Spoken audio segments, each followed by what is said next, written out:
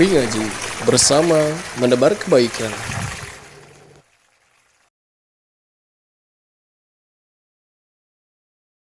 Tidak jadi mengamalkan. Ya. Kata Allah Ta'ala indahu hasanah kamilah. Maka Allah Subhanahu wa Ta'ala akan menuliskan bagi dia kebaikan, satu kebaikan yang sempurna. Bagaimana? Dia berniat keburukan tetapi tidak diamalkan. Maka dia mendapatkan satu pahala yang sempurna. Ya, paham ya? Paham, insyaallah. Jadi dia berniat keburukan. Contohnya misalkan saya ingin keburukan, ingin maksiat nanti di kamar sendirian, ya, nonton yang diharamkan. Dia berniat, tapi tidak jadi. Mau jadi ya. Maka kata para ulama berkaca dari hadis ini, dia sudah mendapatkan satu pahala yang sempurna.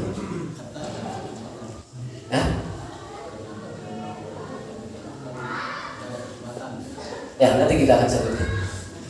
Ya, wa in hamma biha fa'amilaha. Kalau dia berniat keburukan kemudian dia mengamalkannya. Ya, kata Allah sayyi'atan wahidatan. Maka Allah Subhanahu wa taala tulis bagi dia satu keburukan. Hanya satu saja, satu keburukan.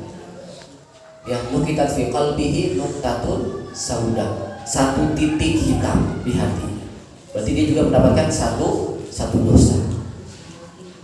Maka para ulama menjelaskan dari hadis ini, menjelaskan bahwa Allah Subhanahu wa Ta'ala itu sangat berkasih sayang kepada para hamba-Nya. Bagaimana tidak? Ketika kita yang berniat kebaikan kemudian mengerjakannya, minimal kita mendapatkan 10 kali lipat pahalanya. Tetapi ketika kita mengerjakan keburukan hanya mendapatkan satu dosa saja, tidak dikali lipat, tidak dilipat-lipatkan oleh Allah Subhanahu wa Ta'ala, hanya satu keburukan. Ini bentuk kasih sayangnya Allah Subhanahu wa Ta'ala kepada para hamba. Ya, dan jemaah yang dimuliakan oleh Allah Subhanahu wa Ta'ala, keadaan yang ketiga adalah kalau dia berniat keburukan tetapi tidak jadi. Maka para ulama menjelaskan ini juga ada beberapa kondisi. Ada beberapa kondisi. Dia mengerjakan berniat keburukan namun tidak jadi. Yang pertama, hanya sekedar lintasan. Terlintas dalam hati dia, ya, ingin nyobain anggur merah misalnya, ingin nyobain minuman keras, tapi hanya lintasan saja, sudah hanya lintasan saja dalam pikiran dia, ya. Atau mungkin kalau pemuda ingin pacaran, ingin merasakan gimana nikmatnya pacaran gitu ya, tapi nggak jadi, hanya lintasan saja, niat keinginan saja. Maka kata para ulama, maka dia tidak mendapatkan pahala, juga tidak mendapatkan dosa. Selamat. Kenapa? Ya kan hanya lintasan aja. Ya. Ini kondisi yang pertama, keadaan yang pertama. Keadaan yang kedua, jika dia sudah sampai kepada derajat hamud, yaitu niat, ya, niatnya sudah kuat, ya, niatnya sudah kuat. Maka para ulama menjelaskan ini ada dua kondisi. Ya. Kondisi yang pertama, kalau niat tersebut termasuk atau keinginan tersebut termasuk amalan hati, ya, termasuk amalan hati yang dia ingin bermaksiat itu, maka dia dianggap sudah melakukan, dianggap berdosa. Contohnya misalkan amalan hati, ya, seperti apa? Hasad. Dia berhasad kepada orang, tidak suka dengan nikmat yang ada pada orang lain. Ya. Walaupun dia tidak melakukan apa-apa, ya, pokoknya mah tidak suka aja, ya, tidak suka, hasad kepada dia. Ya. Maka kata para ulama, dia sudah mendapatkan dosa. Dosa apa? Dosa hasad. Karena ini termasuk amalan hati. Maksiatnya amalan hati. Contoh yang lain misalkan suudzon. Suudzon itu apa? Berburuk sangka. Karena amalan hati. Ya. Dia sudah berniat, ya, sudah suudzon kepada Allah Subhanahu Wa Taala, berburuk sangka. Kenapa Allah Subhanahu Wa Taala tidak berbuat baik kepada dia, gitu, misalnya. Ketika dia ditimpa musibah, ya, maka kata para ulama, dia sudah mendapatkan dosanya. Karena itu termasuk amalan hati. Kondisi yang pertama. Nah, jamaah yang dimuliakan oleh Allah Subhanahu Wa Taala. Kondisi yang kedua, ya, jika dia sudah berniat,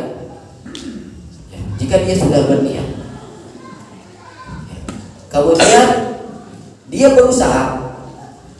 berusaha, namun gagal. Kondisi yang kedua, dia sudah berniat, kemudian sudah berusaha, namun gagal. Ya, namun gagal. Maka kata para ulama, dia sudah mendapatkan dosa. Ya, kenapa? Karena dia sudah berusaha, gagal. Ya.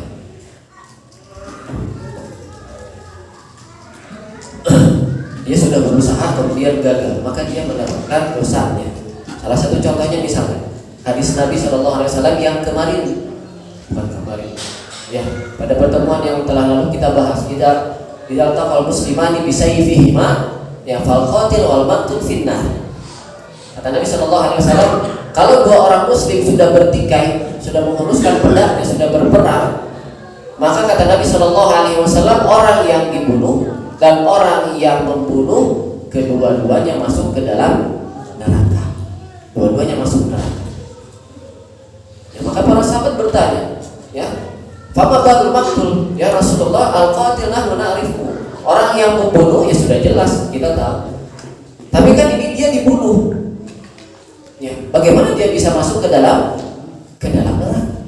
Maka kata Nabi SAW, innahu kana harisan ala qatli sahibihi. Karena dia sudah berniat, gitu ya, ingin membunuh saudaranya. Ya, sudah semangat, tetapi apa? Ya, keduluan, gitu, sama teman. Maka apa? Dia sudah berniat, kemudian sudah berusaha. Maka dia sudah mendapatkan dosanya. Dosa membunuh. Dua-duanya di dalam neraka. Itu contoh dari hadis Nabi SAW. Contoh di kehidupan kita sehari-hari. Contohnya misalkan kita, ya, berniat untuk ngambil mangga di rumah orang, ya, mangga. Kemudian kita sudah berusaha naik ke pohon, ya, mangga tersebut. Kemudian gagal kenapa? Karena ketahuan, ya, rek naon jam, gitu. Oh, rek niangan layangan, gitu ya. Jangan jam, gitu ya. Misalkan layangan naon jam. Sudah ketahuan, akhirnya gagal. Ya, akhirnya gagal. Maka kata para ulama, dia sudah dicatat mendapatkan satu dosa. Dosa apa? Dosa mencuri. Ya. Kenapa? Karena ketahuan. Ya, gagal akhirnya. Ya. Atau misalkan karena kita hidup di zaman media sosial, misalnya, ya, kita sudah berniat, ya, ingin membuka situs-situs yang dilarang, gitu misalnya. Ya, qadarullah apa? Diblokir. Kita buka situs ini diblokir, situs ini diblokir, situs ini diblokir. Ya.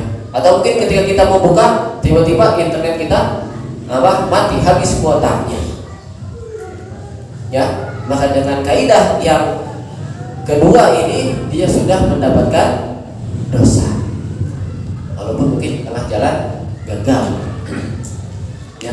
Contoh yang lebih besar lagi, misalkan kita ingin ke tempat hiburan, ingin berzina di sana. Ya, kita sudah berniat, sudah naik mobil, sudah berangkat, qadarullah tempatnya tutup. akhirnya tidak jadi, maka dia sudah dihitung orang yang berzina. Ya. Atau di tengah jalan dia tabrakan gitu ya, tapi masih selamat misalnya. Dia tabrakan, akhirnya motornya atau mobilnya rusak, tidak jadi. Mobilnya dibawa ke bengkel. Maka bagaimana?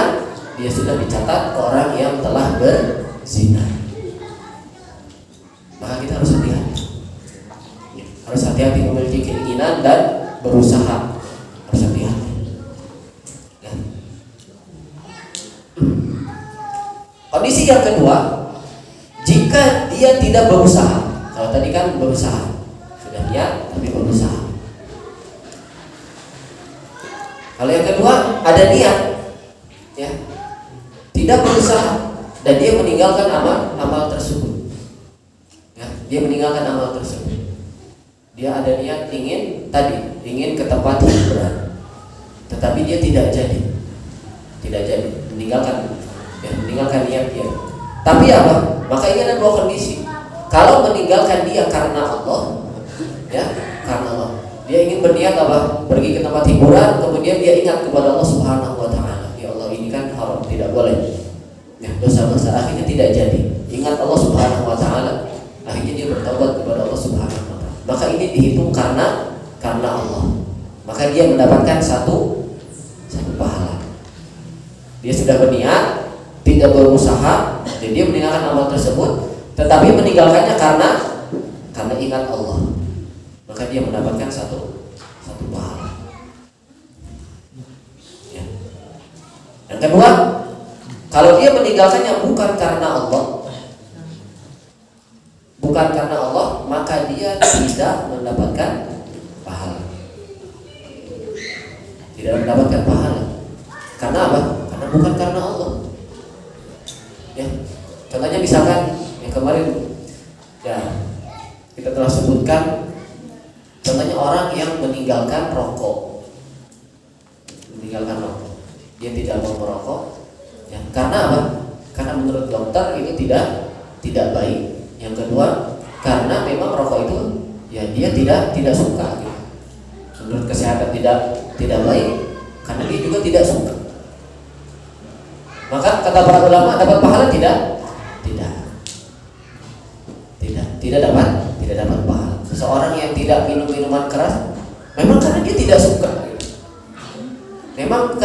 suka. Maka dia tidak mendapatkan pahala. Ya. Jadi yang dihitung pahala apa? Kalau dia meninggalkan perkara tersebut karena Allah Subhanahu wa taala. Tadi wa in biha falam ya'malha. Kalau dia berniat kemudian tidak mengamalkannya, maka bagi dia satu kebaikan yang sempurna. Satu kebaikan yang sempurna. Dengan syarat apa? Dia meninggalkannya karena Allah Subhanahu wa taala. Kalau meninggalkannya bukan karena Allah, ya, maka tidak dihitung pahala. Ya. Jadi jemaah yang dimuliakan oleh Allah Subhanahu wa taala, ini kondisi yang kedua, yaitu apabila seseorang berniat buruk tapi tidak jadi mengamalkannya. Ya, ini ada dua kondisi. Hanya sekedar lintasan, maka dia tidak dapat pahala, tidak juga dapat dosa. Yang kedua, jika sudah sampai berniat, ya, kalau itu termasuk amalan hati, niat dia tadi seperti hasad, ya, dengki, iri dan yang lainnya, maka dia sudah dicatat mendapatkan dosa. Ya. Kemudian juga yang ketiga, kalau dia berniat, ya, kemudian dia sudah berusaha,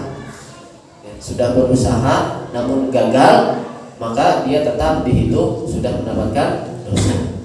Kalau dia tidak berusaha, maka ini ada dua kondisi. Tidak berusaha, dia meninggalkannya karena Allah, maka dia dapat pahala. Kalau dia meninggalkannya bukan karena Allah, maka dia tidak mendapatkan pahala. Allah Ta'ala a'la wa a'lam. Itu kondisi yang ketiga. Kondisi yang terakhir, ya, wa in hamma biha fa'amilaha. Kalau dia berniat keburukan, kemudian dia mengamalkannya, sudah niat berusaha, kemudian mengamalkannya, ya, dan sukses gitu, mengamalkannya sukses, tidak ada hambatan, tidak ada kendala. Maka kata Nabi Shallallahu Alaihi Wasallam, kataballahu sayyi'atan wahidatan. Maka Allah Subhanahu Wa Taala tuliskan bagi dia satu keburukan. Hanya satu keburukan saja. Tidak dilipat gandakan oleh Allah Subhanahu Wa Taala. Ya. Maka dari hadis ini kita tahu bahwa Allah Subhanahu Wa Taala itu maha berkasih sayang kepada para hambanya. Allah Subhanahu Wa Taala menawarkan kepada kita berbagai macam penawaran, ya, yang harusnya ya kita tergiur untuk melakukan amal tersebut, ya. Dan para ulama menjelaskan amal itu kan bisa dilipat gandakan dengan berbagai macam keadaan. Contohnya misalkan seperti waktunya, ada waktu-waktu yang tertentu di mana kalau kita mengamalkan amalan tersebut bisa dilipat gandakan pahalanya. Ya. Contohnya seperti apa? Pada waktu tertentu puasa di bulan Ramadan, maka akan dilipat gandakan oleh Allah Subhanahu Wa Taala.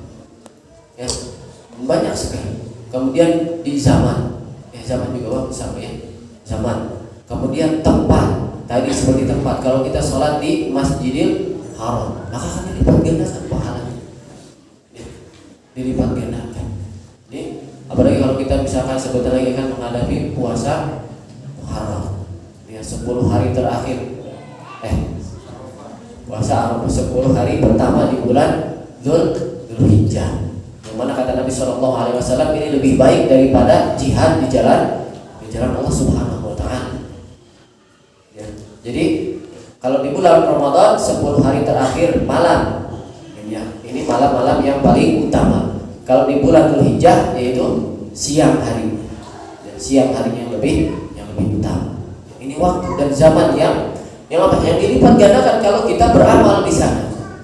Ya, dilipat gandakan oleh Allah Subhanahu Wa Taala. Dan tentunya, ya, maka kita juga ketika ingin mengamalkan amalan yang sunnah, ya, kita tetap harus perhatian terhadap amal yang wajib terlebih dahulu.